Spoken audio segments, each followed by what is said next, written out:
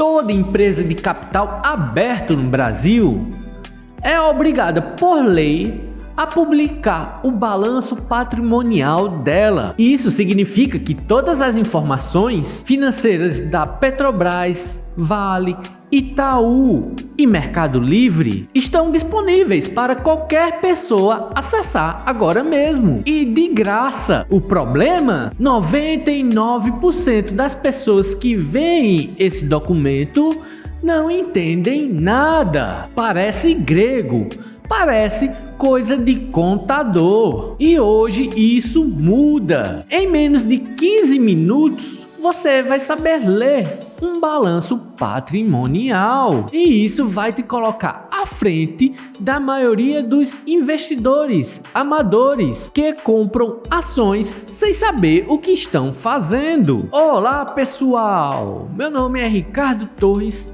e essa é a série do Zero à Bolsa. Bora lá? O balanço patrimonial tem 3 partes. Hoje você vai entender cada uma delas. Parte 1. Ativo. O que a empresa tem. Parte 2. Passivo. O que a empresa deve. Parte 3. Patrimônio líquido.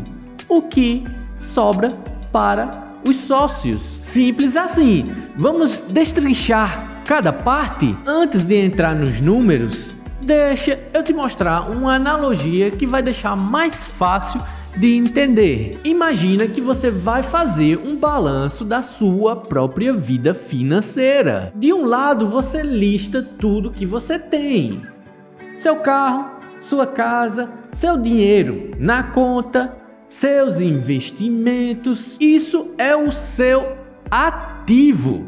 Do outro lado, você lista tudo que você deve: seu financiamento, seu cartão de crédito, suas contas a pagar. Isso é o seu passivo. A diferença do que você tem e o que você deve é o seu patrimônio líquido. O balanço patrimonial de uma empresa funciona exatamente do mesmo jeito. A única diferença é a escala. Estamos falando de bilhões e não de alguns reais. O ativo é tudo que a empresa possui, seus bens e direitos. Ele é dividido em 2 categorias: ativo circulante, tudo que vira dinheiro em menos de um ano, caixa, equivalentes de caixa e o dinheiro que tiver disponível, contas a receber, o que os clientes ainda vão pagar, estoques, produtos que ainda vão ser vendidos. Ativo não circulante, que vira dinheiro em mais de um ano: imóveis, máquinas, equipamentos, ativos físicos da empresa, investimentos de longo prazo, ativos intangíveis, marcas, patentes e softwares. O que você precisa observar no ativo? Primeiro, a empresa tem caixa suficiente para operar? Se o ativo circulante for menor do que o passivo circulante, a empresa pode ter problemas de liquidez no curto prazo. Segundo, os ativos estão crescendo ao longo dos trimestres. Crescimento consistente de ativos é sinal de expansão. Terceiro, qual é a qualidade dos ativos? Muito ativo intangível pode inflar o balanço artificialmente. Aqui, pessoal, é um ponto bem importante, porque muita gente não consegue ter a visão ou perceber isso, que o balanço patrimonial é só uma maneira de saber o que a empresa deve e o que ela tem de dinheiro para pagar o que ela deve. E quando ela paga o que ela deve, sobra o patrimônio líquido, que é o dinheiro, o lucro que vai ser distribuído ou para o sócio ou vai ser reinvestido na empresa para poder continuar dando lucro nos próximos anos. É uma conta simples, só que como é uma empresa grande com diversas coisas que trazem dinheiro e diversas outras coisas que tiram dinheiro, precisa ser bem detalhado para que possa assim chegar a uma conclusão e poder tirar decisões desses números finais, desses números que vão dizer se vamos investir mais, se vamos diminuir os custos, se vamos continuar nessa mesma estratégia, nessas mesmas vendas ou vamos mudar alguma coisa. Então a importância é só questão de entender os números, o que cada coisa significa para que a gente possa ver o que realmente a empresa é, o que realmente a empresa está fazendo com o dinheiro. E se o dinheiro realmente está entrando e vai ser distribuído para nós investidores, para nós que somos acionistas da empresa e estamos colocando o nosso dinheiro lá para poder multiplicar.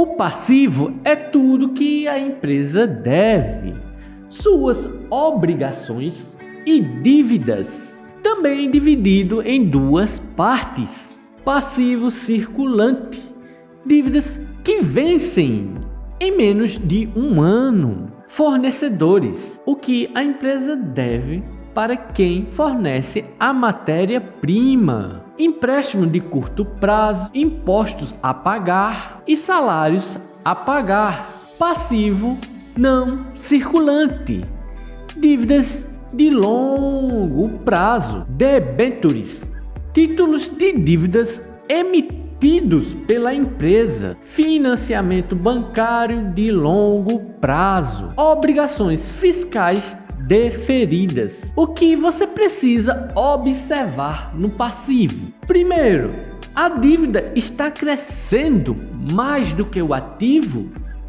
Sinal de alerta. Segundo, qual é o prazo da dívida?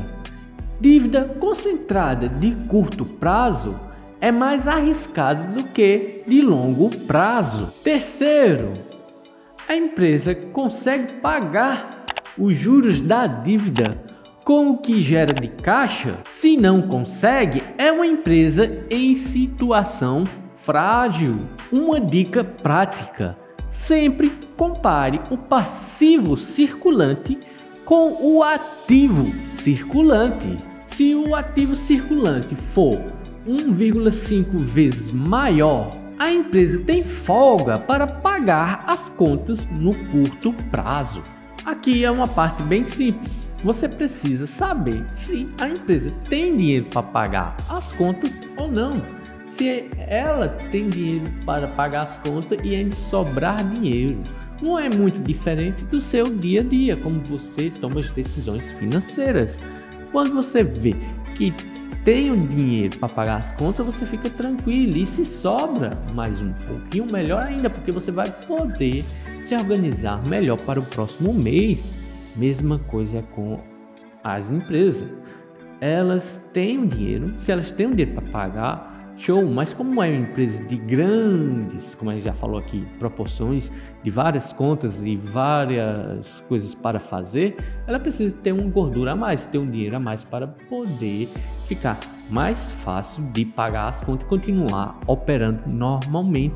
Coisa que se não acontecer, se ela estiver em dívida ou faltando dinheiro, ela vai ter muito trabalho de continuar operando. O patrimônio líquido é o que sobra para os sócios depois de pagar todas as dívidas. Fórmula simples: patrimônio líquido igual a ativo total menos passivo total. É exatamente o valor contábil da empresa. Lembra do PVP que a gente viu no episódio 4? O VP, valor patrimonial, vem direto do patrimônio líquido. Dividido pelo número de ações, você tem o valor patrimonial por ação. O que você precisa observar no patrimônio líquido? Primeiro, está crescendo ao longo dos anos, PL crescendo é igual a empresa